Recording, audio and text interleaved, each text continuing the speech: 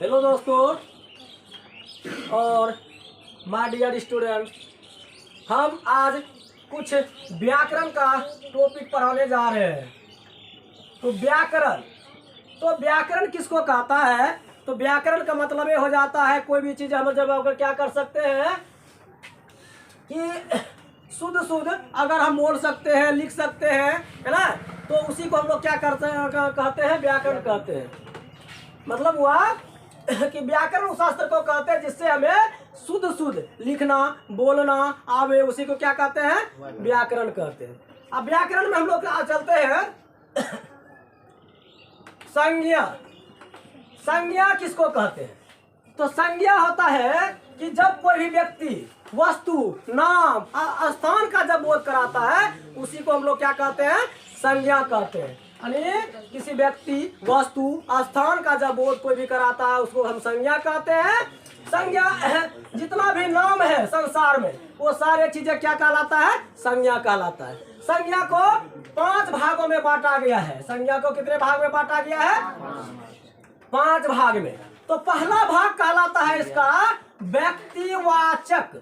पहला भाग कहलाता है व्यक्तिवाचक। यानी व्यक्तिवाचक उसको कहते हैं जब किसी व्यक्ति, एक वस्तु, एक स्थान का बोध कराता है उसी को हम लोग कहते हैं व्यक्तिवाचक। जब एक व्यक्ति, एक वस्तु, एक स्थान का बोध कराता है उसी को कहते हैं व्यक्तिवाचक। ठीक है, जैसे मान लीजिए कि बोल दिया जाए पटना, यानी पटना क्या गो? एक ठो है। तो पटना, दिल्ली, है ना, भारत, है ना, भारत, पूर्णिया, लालगंज, है ना। जब एक व्यक्ति राम, मोहन, सोहन कुछ भी बोलेगा, ठीक है, जब इसको क्या कहते हैं? व्यक्तिवाचक कहते हैं। ठीक है। अब दूसरा कहता है कि जातिवाचक। क्या कहता है? जातिवाचक। तो जातिवाचक मतलब हो जाता है कि जिससे पूरे जाति का बोध कराता है। एक जाति का नहीं, पूरे जाति का जब बोध कराता है ना, उसी को क्या कहते हैं? जातिवाचक कहते हैं। जैसे अगर गाय बोल देते हैं, पूरे गाय का हो गया। कौन सा गाय? गाय काली है, भूरी है, कुचली है, कोई पता नहीं है ना। देश बोल दिया जाए, कौन सा देश? भारत है, श्रीलंका है, ऑस्ट्रेलिया है कि जापान है, कोई पता नहीं है, सिर्फ इसमें बोल दिया देश। यानी जब किसी पूरे जाति का बोध कोई भी कराता है उसी को हम लोग क्या कहते हैं? जातिवाचक संज्ञा कहते हैं। क्या कहते हैं? जातिवाचक संज्ञा कहते हैं, जिससे पूरे जाति का बोध करा दिया जाए। अब बोल दिया लड़का, इसमें क्या हुआ कि कोई भी पते नहीं है कि मोहन है कि सोहन है कि रोहन है कि कोई पते नहीं है, इसलिए इसको क्या बोलते हैं? लड़का। अब इसी तरह लड़की, है ना। अब कोई भी मतलब इसमें से कुछ भी आ सकता है जिससे कि पूरे जाति का बोध हो, उसी को क्या कहते हैं? जातिवाचक संज्ञा कहते हैं। और तीसरा कहता है समूहवाचक, है ना। तो समूह माने होता है एक झुंड हो गया, भीड़ हो गया, जिससे पूरे समूह का बोध होता है ना, जिससे पूरे समूह का बोध होता है, झुंड का बोध होता कराता है, उसी को क्या कहते हैं? समूहवाचक। नहीं, वैसे भी देखिए व्यक्तिवाचक का इंग्लिश होता है पर्सनल माने क्या कहता है? थोड़ा पर्सनल है, पर्सनल माने एक व्यक्ति का होता है ना। और जाति माने कॉमन माने हो गया जब कोई भी चीज मिला जुला होता है, उसी को कॉमन कहते हैं। तो मतलब जाति माना क्या हो गया? जैसे गाय बोल दिया जाए, उसमें सब गाय आ जाता है ना, काली, भूरी, उजली सब आ जाता है, मिला जुला हुआ कि ना।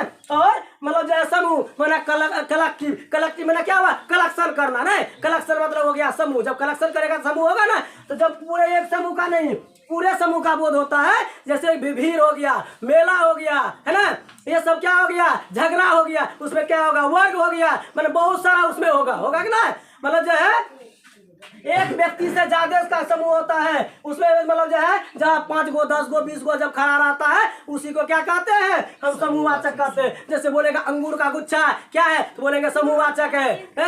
अब चलते हैं, समूहवाचक के बाद हो गया तुम्हारा द्रववाचक। क्या हो गया? द्रववाचक। द्रववाचक का कहते हैं कि जब कि मतलब जो है किसी भी संज्ञा से यह पता चलता है उसे हम नाप सकते हैं, तोल सकते हैं, परंतु गिन नहीं सकते हैं, उसी को क्या कहते हैं? हम द्रववाचक संज्ञा कहते हैं। जिससे हम क्या कर सकते हैं? उसको कुछ नहीं कर सकते, मतलब जो गिन नहीं सकते हैं, है ना। जैसे लकड़ी, आप बोलेगा लकड़ी तो सर्दी है, कैसे पानी तो रहे कि मतलब जो है वो द्रववाचक होगा। लकड़ी को हम लोग क्या करते हैं, नाप के लेते हैं कि 4 kg जलावन दीजिए, है ना, 10 kg जलावन दीजिए, नाप के लेते हैं। 1 कुंटल 2 कुंटल नाप के लेते हैं। जब नाप के लेते हैं उसको द्रववाचक कहते हैं। जिससे हम जितना भी चीज नापा जाता है वो सारे चीजें क्या कहलाता है, द्रववाचक कहलाता है। ठीक है, मेटेरियल मेटेरियल माना हो गया, मेटेरियल मतलब कोई भी पदार्थ हो गया, है ना। तो ये हो गया। अब हो गया, अगला हो गया भाववाचक। भाववाचक, भाव मतलब भाव उत्पन्न हो रहा है इसमें, नहीं, भाव उत्पन्न हो रहा है कि जैसे बुढ़ापा, चतुराई, मिठास, कहता बहुत तीखा लग गया, नहीं, बहुत तीखा लग गया क्या मतलब क्या हो गया, वो भाववाचक हो गया। हुआ कि नहीं हुआ, मतलब जिससे कि भाव उत्पन्न हो रहा है, मतलब वो लग रहा है कि सब बहुत तीखा है ना, बहुत कड़वा है, नहीं। अब कोई व्यक्ति को देखता कहता बहुत मतलब जो है ये तो बड़ा हो गया, बड़ा हो गया मतलब वो दिखा, उसको खाली महसूस हुआ, नहीं हुआ, महसूस हुआ कि मतलब जो है ये बड़ा हो गया। ठीक है, तो उसको कहते हैं भाववाचक कहते हैं। क्या कहते हैं, भाववाचक, जिससे सिर्फ भाव उत्पन्न हो रहा है ना। बुढ़ापा मतलब जो है चतुराई, बचपन, लड़कपन, नहीं, ये सब क्या हुआ, भाव उत्पन्न हो रहा है। मिठास, ईमानदारी, ईमानदारी को कोई छू सकता है नहीं ना, वो खाली पहचान मतलब हो गया कि मतलब जो महसूस कर सकता भाई ये ईमानदार लड़का है, तो हो गया ईमानदारी, अच्छाई, बुराई, ये सब जो है भाववाचक हो गया। कोई दिक्कत। अब फिर से एक बार समझा, मतलब जो है हम देख लेते हैं हम लोग। व्यक्ति मतलब एक व्यक्ति का जब बोध कराता है, एक वस्तु का जब बोध कराता है, एक स्थल का जब बोध कराता है, उसको बोलते हैं व्यक्तिवाचक, है ना। और जातिवाचक उसको कहते हैं जब कोई क्या कहता है, पूरे समूह का बोध कराता है, पूरे जाति का बोध कराता है ना, उसको कहते हैं जातिवाचक। जैसे देश बोल दिया जाए, गाय बोल दिया जाए, है ना, कुछ भी इस प्रकार से होगा कि जिससे कि पूरे जाति का बोध करा दिया। लड़का बोल दिया जाए, लड़की बोल दिया जाए, तो इससे क्या होगा, पूरे जाति का बोध कराता है। अब समूहवाचक, जिससे एक मतलब क्या होता है, भीड़ का बोध हो जाता है, समूह का बोध होता है, झुंड का बोध होता है ना, उसको क्या कहते हैं, समूहवाचक कहते हैं। जैसे अंगूर का गुच्छा बोल दिया जाए, मेला बोल दिया जाए, है ना। आपसे पूछेगा बताओ इसमें मेला क्या है, मेला क्या है, कौन सा वाचक है, समूहवाचक है कि जातिवाचक है कि क्या है, झगड़ा क्या है, तो झगड़ा मैंने क्या होगा, वहाँ बहुत सारा व्यक्ति होगा ना, एक व्यक्ति तो नहीं हो सकता है ना, तो इसलिए उसको बोलते हैं समूहवाचक कहते हैं। और द्रववाचक जिसमें नाप सकते हैं, जैसे चावल हो गया, लकड़ी हो गया, तेल हो गया, घी हो गया, ये सब क्या हो गया, द्रववाचक हो गया, जिससे हम नाप सकते हैं, तौल सकते हैं, परंतु गिन नहीं सकते हैं, उसी को क्या कहते हैं हम लोग, द्रववाचक संज्ञा कहते हैं। और भाववाचक कहते हैं जिससे कि हम लोग महसूस कर सकते हैं, छू नहीं सकते हैं, है ना, महसूस कर सकता है, बहुत गर्मी लग रही है, बहुत ठंडी लग रही है, नहीं, मतलब क्या होता है कि महसूस कर सकते हैं, उसी को भाववाचक संज्ञा कहते हैं।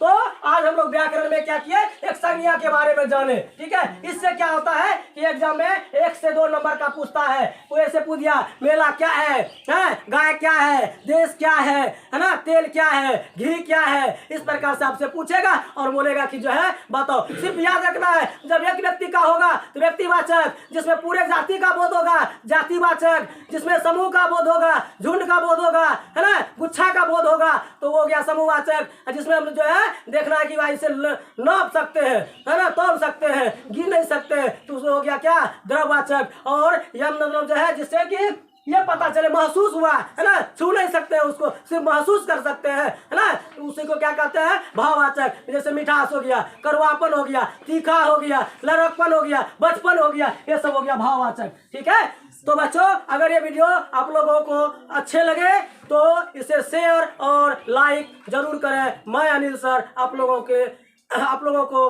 धन्यवाद करना चाहता हूँ। धन्यवाद।